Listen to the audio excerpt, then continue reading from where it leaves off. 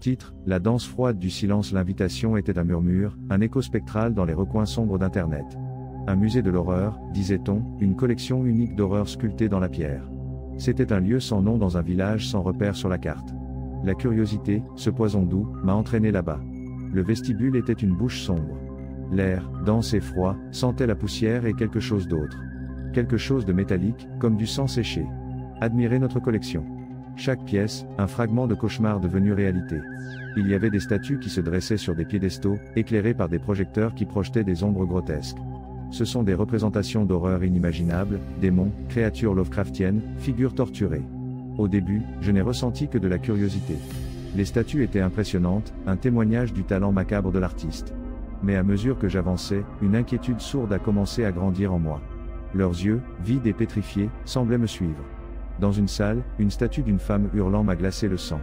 Son visage était défiguré par la terreur, sa bouche ouverte dans un hurlement silencieux. C'était si réel que j'aurais juré avoir entendu son cri étouffé. Chaque statue a une histoire. Une histoire de douleur, de souffrance, de folie. Je me suis arrêté devant une statue d'un ange déchu. Ses ailes étaient brisées, son beau visage était marqué par des cicatrices. Il semblait regarder quelque chose au-delà de moi, quelque chose que je ne pouvais pas voir.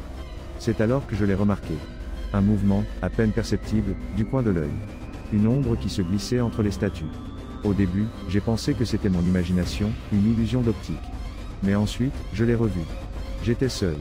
Ou du moins, c'est ce que je croyais. À partir de ce moment, le musée s'est transformé en un cauchemar.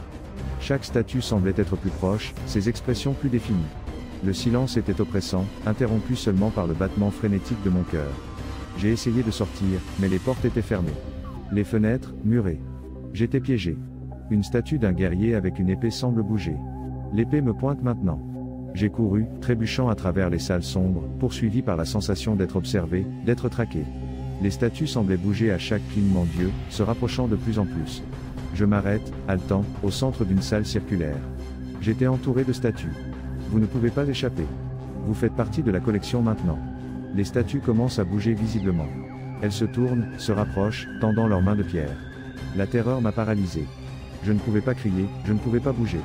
J'étais pris dans une danse macabre avec des horreurs de pierre. Une statue d'un bourreau lève sa hache.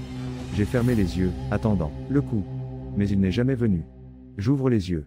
Les statues sont immobiles, sur leurs piédestaux. Le musée est silencieux. Était-ce une hallucination? Un cauchemar induit par la peur? Je respire profondément, essayant de me calmer.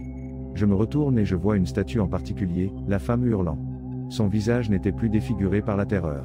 Au lieu de cela, il y avait une expression de calme. Et un sourire subtil. Ses yeux s'ouvrent soudainement et me regardent directement.